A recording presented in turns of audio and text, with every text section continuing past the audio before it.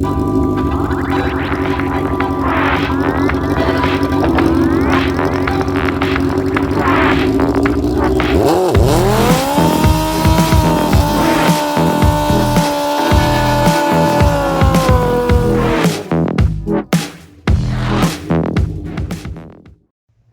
guys, welcome back to the Ring 57 YouTube channel. Today's video is all about trimming the fat, figuring out what we screwed up. Why did we lose power? Okay, we know for a fact we lost power because a 20 shot after the track day that I forgot to record some of and then corrupted the video from the rest of, a 20 to 25 shot put me right back where I was, and it felt just like it used to. It's about right because I should have been somewhere around 145 to 150 horsepower. Now I'm only, 127. Okay, that's optimized for nitrous, same as I was last year. So, what was the problem? Well, as we spoke about in the last video going over the clutch, the throttle bodies are my restriction. That's the best we can come up with, okay? Because a 38mm throttle body does not flow as much as a 38mm flat slide. So, I looked at the log, and as you saw, I'm gaining vacuum up top. It means I have a restriction. So, let's eliminate that. Alright, any of you who've been following along should recognize these. These are my throttle bodies. These are off of a GSXR 600. They've been spaced in the center, ground and machined down on the outers to bring them in, and these out, and set the proper spacing. These are a set of GSXR 1000 throttle bodies. If you can't see the difference, it's substantial. Now that's the intake side, so let's go to the side that matters. This is the engine side. Substantial difference. So these should breathe a lot better. So we're going to need to set these to the same spacing. As we discussed, we're out of injector, so I've got Honda S2000 injectors on the way. Those are 100cc bigger. They're not the biggest I can go, but they're pretty big. So they should be able to handle a 75 shot, or at least the 50 on these bigger throttle bodies. One thing we're not going to do, we're not going to actually remove this shaft this time. So we're just going to figure out where it's got to be and lock it there. Because it really doesn't make a huge difference. I don't know, I'm debating removing it, but trying to find plugs for those. Actually, these look like they may be easier to find plugs for. Substantially easier, so we are going to eliminate it. I'll probably just weld them shut or find plugs. So these are going to get stripped and cleaned, spaced to match those. Got to see if my brackets for my fuel rail will work. Does not look like they will at all. Oh, no. Let's see. Will not work at all. But I can make... Actually, it looks like I'm better off this time because I have this to work with. So I can make a plate that'll go across here that'll bolt to these. That'll work. So, get the fuel rail fitted with the injectors I have, then we'll upgrade the injectors, and I have to drill and tap for my nitrous jets. Alright guys, so an update of where we're standing now. As you can see, we got some washers and nuts stacked in here. This is just to get the right stack. I may get shims later. I didn't with the last ones, and it worked just fine. So that is 10mm of spacer plus the 3mm of shelf that's there. Makes 13 mils, sets this at 90, was it 92 or 93? I believe it's 93 millimeters center to center, and then these are 77 center to center, 77 center to center. I did that by removing the shelf inside and outside, just shrink it down 3 mils.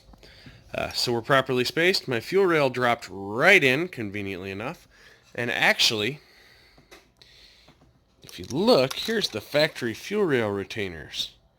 I can just run a sheet metal piece across all of them, tack some nuts on the back with a TIG, and bolt it right to them. It'll work just fine. The next issue we ran into was intakes. It is really, really hard to find GSXR 1100N or M intakes. I can find 2 of the 4 every time. So we got a little crude, and we hogged the living snot out of our old nitrous intakes. So I took these from 40 to 45 mil and rebuilt the shelf, made sure everything seals. It looks rough. Yeah, I'm not even gonna lie, it looks rough, but it seals. So that's the biggest thing. This is number 1 cylinder, so it's gonna go over here on number 1. Hold on. Oh, doing this one-handed is not fun. Go on.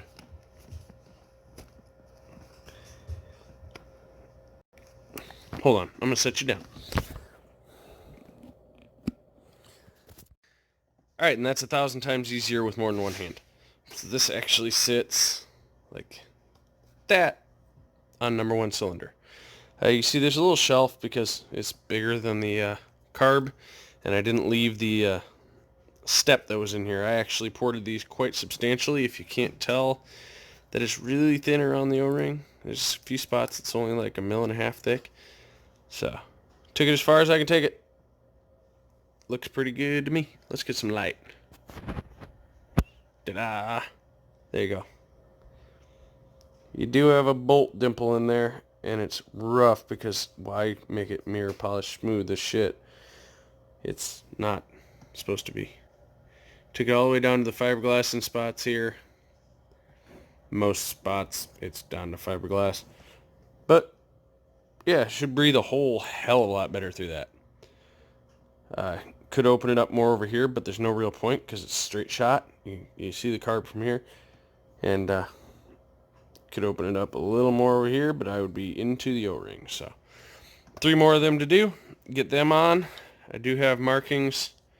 That is the nitrous port. Nitrous port. The further one is the nitrous port on this one, and the nitrous port. So we'll get the nitrous hooked up on here. Get the other 3 intakes knocked out this week. Get it on and run a data log, because I have a feeling it's going to go lean real quick, because it's going to have a whole lot more air, and I'm not going to be able to run the nitrous I'm running because I'm going to run out of fuel. The good news is Friday I should have the bigger injectors, so we'll be upgrading these to Honda S2000s. Hey guys, so it is the next day. We took a break, slept. I'm really filthy now, but you can see the grime everywhere. We have ported out functional boots. So these should do to start at least. If they crack, they crack. They're a little thin in some spots. So we'll get the right ones eventually. For now, I'm going to go ahead and go grab the grinder. I'm going to cut a plate that runs the full length of there across all them bolt holes under the fuel rail.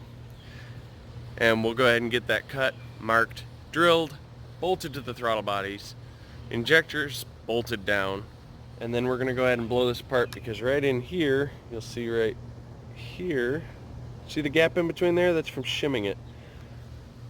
We need to make that little flap longer. So I'm going to cut about a 11 mil, 12 mil long little sliver of steel. We'll go ahead and flux core that on there tomorrow, maybe, and grind it down, make it fit the way it's supposed to, and these will be ready to install. Alright guys, and we have a fuel rail mount. It's stupid, it's simple. 4 of these holes bolt down to the factory fuel rail mount.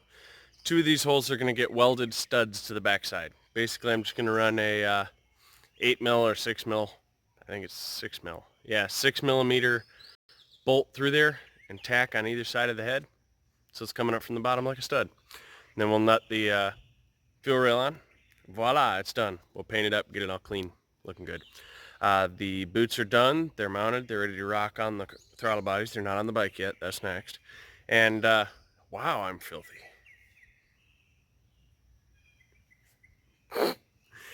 In any case, what else do we have to get done? I have got to get this nut buttoned up. I got to get that little tab welded on. I'm going to bring my gear home tomorrow so I can weld this and weld that and grind it all out and be good to go. So, we'll touch off tomorrow. Alright guys, and day 3 on these throttle bodies.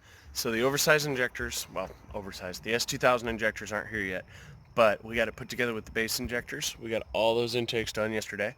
And today we got them assembled, spaced, all the springs in place, the extension tab put on the throttle linkage, fuel rail mounted, injectors in, and the nitrous in. So, it's quite the sight to see. Alright guys, so we've got the throttle bodies on. Literally just the same process as taking them off. So I didn't video it, it's just change the boots out, put them on, hook all the lines up.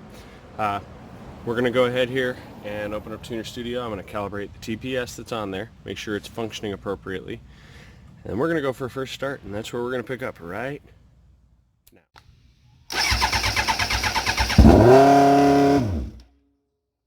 Damn! Okay, we're going to back the screw off a lot.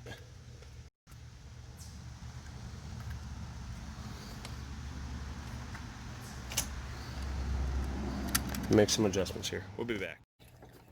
Alright guys, so we're going to take a quick cruise down the road so we're not making all the noise in one place. And I think that's where we're going to end this video off. One quick start and let it warm up. We're going to get going. Hope you guys enjoyed this video. I know I've already noticed a difference, and we're going to see what the difference is on the road. Yeah.